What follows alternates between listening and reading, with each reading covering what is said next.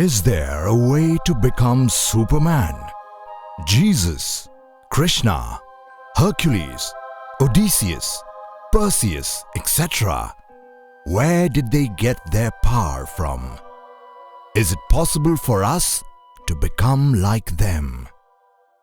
Could you please explain to us the most important form of energy that human beings depend upon? We know that all human beings depend on food for survival. However, what really happens to that food after we have eaten? The passive food from the dish goes through many transformations, refinements and subtle changes, which develop corresponding to the musical scale Do, Re, Mi, Fa, Sol, La, Si. When food at its hardest stage is being chewed, it is striking Do. When it goes by the larynx, it strikes Re. Then, when it descends to the region of the stomach, it strikes Mi. When the process by the spleen and the liver is already starting, it strikes the Fa of the creation. The note So is reached with the activity of the pancreas and the colon. The note La, when the vital principles are already entering the bloodstream. Si, which is the highest note, occurs when that elixir of wonderful energy in the sexual glands is already being produced. The N seminis. N seminis is also called sexual hydrogen Ti12 or raw quicksilver in the language of alchemists. Unquestionably, every type of food ends up getting transformed into the sexual hydrogen, or simply speaking, into sexual energy. The sexual energy gets transformed into other types of energy and governs the functioning of the human body. Therefore, this is the most important form of energy on which human beings depend. But we have studied that food just breaks down in its components of vitamins, minerals, fats, carbohydrates, etc. Given that Einstein proved scientifically that matter is susceptible of transformation into energy and that energy can be transformed into matter, nobody would find it surprising nowadays that the food gets converted into sexual energy and the sexual energy is further transformed into other energies. See how the water of a puddle on the road gradually evaporates under the heat from the sun and becomes clouds, and ultimately energy, lightning and thunder, which is nothing but another form of energy. The same happens with the N seminis, the entity of the semen, the sacred sperm. What is the importance of this sperm or N seminis? And does this process apply to women as well? We are using the word sperm in a general sense to describe the sexual energy of all human beings.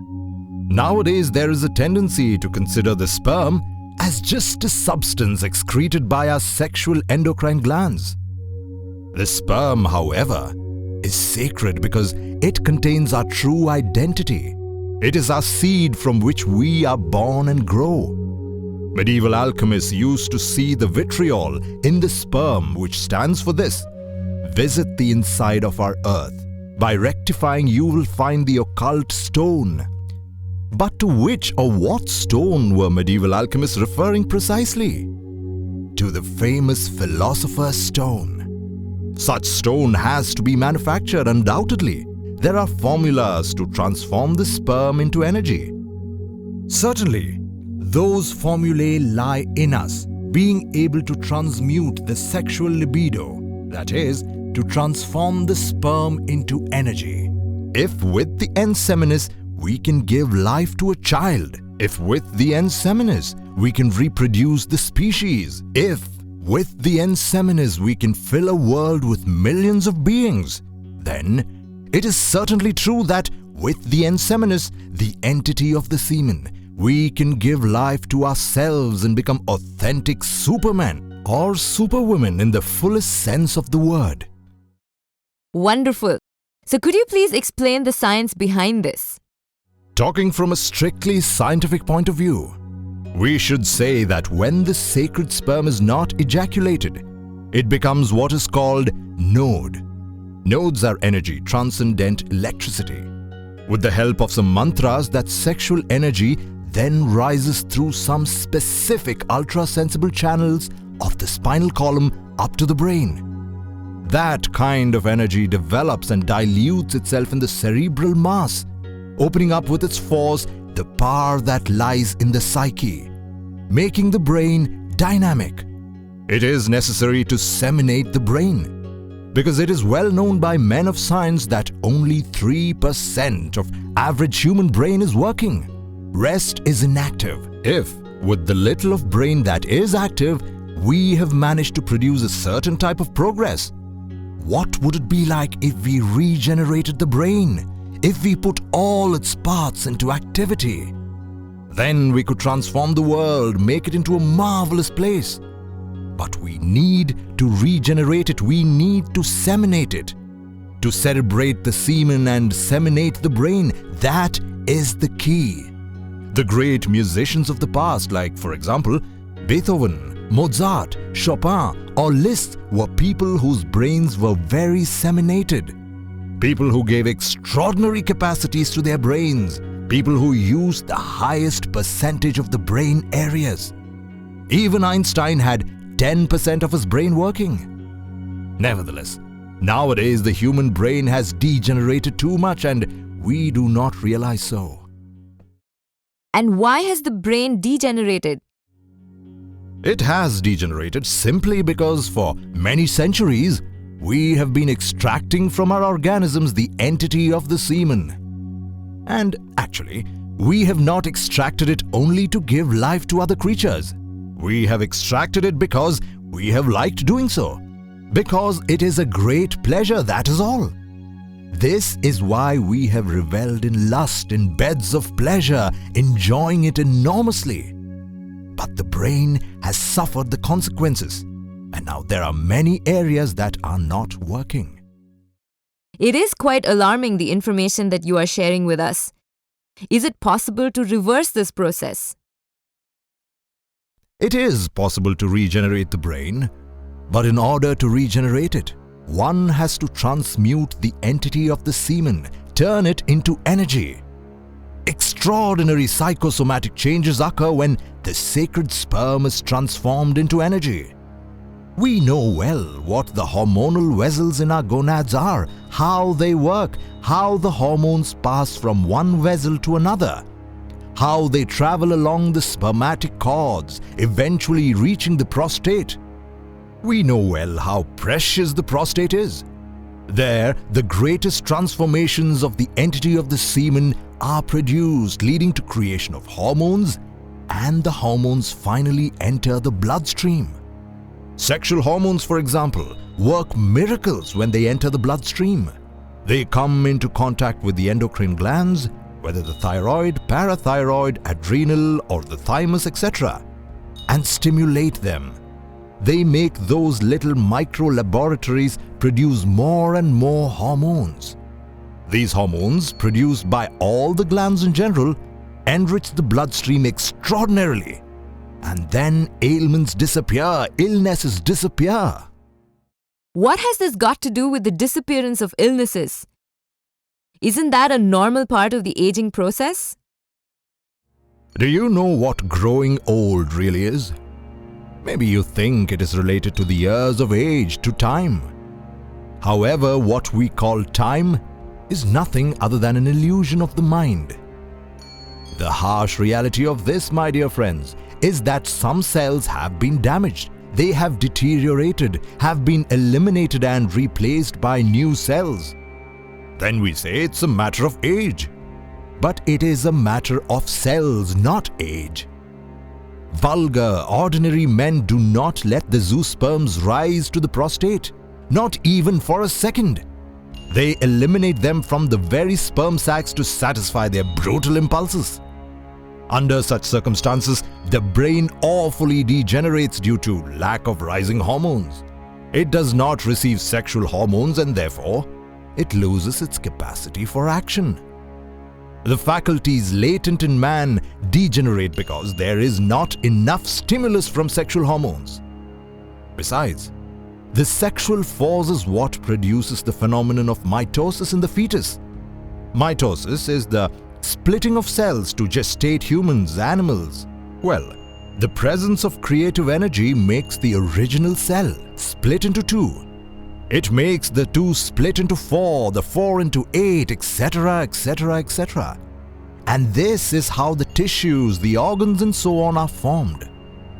This is the process of gestation, of formation of creatures in the maternal womb. I want to tell you that the sexual hormones active in the blood, charged with electricity and magnetism, produce mitosis in the adult human organism. That is, new splitting of cells, formation of new tissues, etc. This is how you can achieve a complete regeneration or rejuvenation of the human organism. A young man produces large amounts of sexual hormones, lots of zoosperms. All these zoosperms, transformed into hormones, go to the brain and renew it. That is why young people have a revolutionary way of thinking and open up to what is new, etc. On the other hand, the poor old men who have already wasted the sacred sperm are really ruined. They produce very few zoosperms, and whatever little they produce, they manage to eliminate these zoosperms from their body for the passionate satisfaction of a moment. This logically comes to affect the prostate. You will notice that the poor degenerated old men always have their prostates operated upon because of these abuses. This is clear, and I want you to understand it specifically and definitely. So you're saying that we can even reverse or slow down the aging process? Yes, absolutely. You will be surprised to know that conserving one's sexual energy and transforming it was the normal behavior in the history of several powerful civilizations. And you can now understand why people in ancient civilizations used to live for hundreds of years with very healthy bodies. So what procedure did they follow to live longer and healthier lives? It will be my pleasure to explain to you a singular, very special craft that medieval alchemists used to teach their disciples. The artful device I'm going to teach you was also taught by different scientists, such as Brown Sequard in the United States, Dr. Krum Heller, colonial physician in our glorious Mexican army, taught it too, and so did Carl Jung. It is also taught by the Asiatic schools of Eastern Tantrism. Dr. Krum Heller used to give that formula in Latin. In synthesis, we would define that craft as follows: lingam-yoni connection without ever spilling the ens seminis. What should one understand by lingam? The male sexual organ, the Greek phallus. What do we understand by yoni? The sexual organ of women. That's all? Is it that simple? The Oneid Society in the United States experimented with this formula. About 25 couples, man and woman, they were instructed to copulate over a period of time, but without ejaculating the entity of the semen. And clinical studies were made about them afterwards in the United States. Complete semination of the brain was observed, together with an increase of the hormones in the blood. Overall improvement of the organism, strengthening of the sexual power and so on, and many diseases, conditions disappeared. I can understand now. But why is it that this energy has so much power over our life? The sexual force brought us into existence in this world that you cannot deny. We are existing, we are alive because we had a father and because we had a mother. Ultimately, in synthesis, the root of one's own life is in the copulation between a man and a woman. Obviously then, if the sexual force had the power to bring us into existence, it is the only force that really has authority to radically transform us. There are many ideologies in the world, there are many beliefs in the world, and people are free to think whatever they please. But the only force with authority to transform us is the one that created us. To learn to manage that wonderful energy of sex means to become master of creation. I can tell you with great emphasis and with absolute certainty that if a man set himself to abide by this formula so simple, such a man would, in the long run, transform himself into a Superman. This is exactly what was done by people like Hermes Trismegistus, or Quetzalcoatl, or Buddha, or Krishna, or the very Jeshua ben Pandira, who is none other than the great Kabir Jesus. Yes, this makes sense. What are the other advantages of the use of sexual energy in this manner? What is incorrect is to use artificial or unnatural means to control or stop the flow of sexual energy. In these days of world crisis and population explosion, there are 3 absurd and unnatural systems for controlling fertilization: physical, chemical, and biological. These include spirals, condoms, membranes, operations of vasectomy, contraceptive pills, etc., etc. It is obvious that all the contraceptive procedures often cause irreparable organic damage, but also radically relax human ethics and lead to degeneration. Many contraceptives used by women can only produce cancer. The contraceptive pill and the other biological and chemical elements destroy the lysosomes of spermatozoa and ova, giving rise to sick babies, lunatics, paralytics, deaf mutes, blind people, idiots, etc. The best contraceptive system that exists is to never reach spasm, the orgasm of organic physiology. Obviously, during metaphysical or chemical copulation, any ripe spermatozoon can escape and cause fertilization. There is no need to pour thousands of spermatozoa to achieve one fertilization. This is the only natural and healthy system for solving the extremely serious problem of demographic expansion. Throughout history, there have been attempts to conserve the energy by not practicing sex at all. Does that help conserve energy? If the sperm is not used for reproduction of the race and it is not transmuted either, but there is only abstinence, a forced celibacy and nothing else, that sperm then will involute or degenerate. In a woman, the sexual secretions will involute too. Involution of the sexual secretions produces certain malignant vibrations, known in esotericism as poisonio-noskirian vibrations. Already poisoned by these evil vibrations, any abstaining person undergoes horrific catastrophes on his biology, physiology, and psyche. In the long run, these people put the abominable Kunda buffer organ, Satan's tail, into activity. An atom in the coccyx directs the creative force downwards, which internally becomes a kind of satanic tail or appendix. So, misfortune is always the result of such absurd abstinence. But why did this practice of abstinence start if it is so dangerous? People who are sincere but mistaken do not want to understand that whoever wants to go up has to go down first. Many mistaken ascetics live in the hell worlds. Abstainers who renounce sex but had not first manufactured their solar bodies. Solar bodies are the divine bodies with which one can consciously research in the higher dimensions of nature. These can only be manufactured in the 9th sphere, that is, by practicing the Sahaja Maithuna, or sex as described. A person who has done this has achieved his or her second birth, that birth of which Jesus spoke to Nicodemus. You may note that the first birth happens from the womb, and for the second birth, we have to return to the womb again to be born again. However, for the second birth, the sexual energy has to be transformed into something superior, the energy of the spirit through love. Sex has to be renounced after achieving the second birth, not before. Understood. Now, could you please tell us, for the benefit of single people, how they should transform their sexual energies?